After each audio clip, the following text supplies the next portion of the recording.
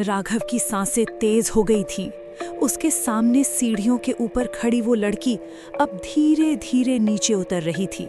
उसके कदमों की आवाज पूरे हवेली में गूंज रही थी, छन छन छन, लेकिन उसके पैर जमीन को छू ही नहीं रहे थे।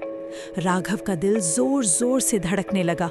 उसने डरते हुए कहा, आर्या, क्या ये तुम हो? लड़की रुक गई।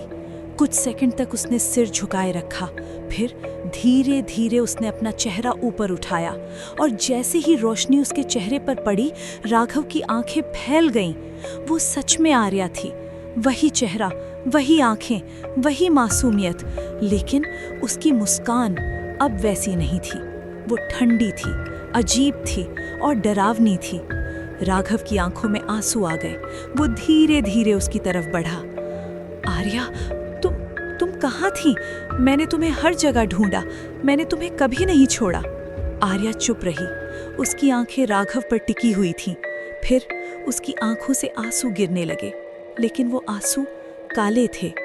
उसने धीरे से कहा, तुम आए क्यों? राघव रुक गया। उसने हैरानी से पूछा, क्या मतलब? आर्या की आवाज भारी हो गई। तुम्हें नहीं आना चाहिए था। ये जगह तुम्हारे लिए नहीं है। राघव ने सिर हिलाया। अगर तुम यहाँ हो तो मैं भी यहीं रहूंगा। मैं तुम्हें छोड़कर नहीं जाऊंगा। आर्या के चेहरे पर एक अजीब सी मुस्कान आई। वो धीरे धीरे राघव के पास आई, इतनी पास कि राघव उसकी सांसों को महसूस कर सकता था, लेकिन उसकी सांसें ठंडी थीं, जैसे किसी बर्फ की तरह। आर्या ने धीरे से उसके कान के पास फुसफुसाया, मैं अब वो नहीं रही जिससे तुम प्यार करते थे। राघव ने तुरंत कहा, मुझे फर्क नहीं पड़ता, तुम चाहे जैसी भी हो, मैं तुमसे आज भी उतना ही प्यार करता हूँ। कुछ पल के लिए सब कुछ शांत हो गया। आर्या की आंखों में हल्की सी नरमी आई, जैसे वो कुछ कहना चाहती हो, लेकिन तभी अचानक उसका चेहरा बदल गया।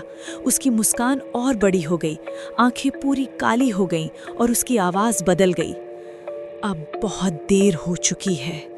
राघव पीछे हट गया। ये तुम क्या बोल रही हो? अचानक पूरी हवेली हिलने लगी, दीवारों पर दरारें पड़ने लगी, छत से धूल गिरने लगी और हवा में एक भयानक आवाज गूंजने लगी, वो अब तुम्हारी नहीं है। राघव ने इधर उधर देखा। ये आवाज कहीं से भी आ रही थी और हर जगह से भी। आर्या अचानक दर्द से चिल्लाने लगी, नहीं, उसे मत छूना। वो हवा में उठ गई। उसका शरीर कांपने लगा। राघव घबरा गया। आर्या, क्या हो रहा है? आर्या ने मुश्किल से कहा, राघव, भाग जाओ, ये तुम्हें भी मार देगा। राघव चिल्लाया, नहीं, मैं तुम्हें छोड़कर नहीं जाऊंगा। लेकिन तभी अंधेरे में से एक काला साया उभरा, धीरे धीरे, लंबा, डरावना। उसकी आंखें लाल चमक रही थीं। उसका शरीर धुएं जैसा था। राघव का गला सूख गया। वो पीछे हटने लगा। साया उसकी तरफ बढ़ रहा था। हर कदम के साथ जमीन कांप रही थी।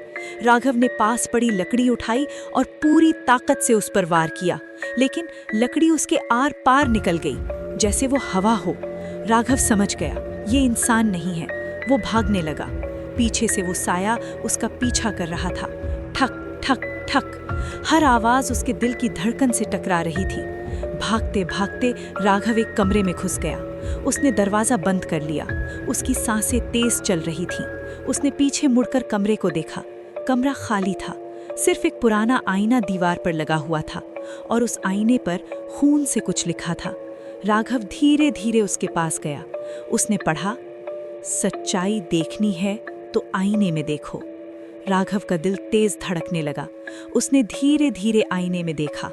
पहले तो उसे सिर्फ अपना चेहरा दिखा, लेकिन कुछ सेकंड बाद उसे लगा जैसे उसके पीछे कोई खड़ा है।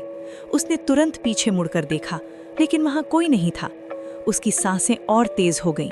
उसने फिर से आईने में देखा और इस बार वो अकेला नहीं था। उसके पीछे वही काला साया खड़ा था। राघव का शरीर जम गया। वो हिल भी नहीं पा रहा था और तभी आईने में दिख रहे उस साये ने धीरे धीरे अपना हाथ उठाया और राघव के कंधे पर रख दिया। राघव की आंखें डर से फैल गईं, लेकिन असली झटका अभी बाकी था, क्योंकि आईने में राघव का चेहरा बदलने लगा। उसकी आंखें धीरे धीरे काली हो रही थीं।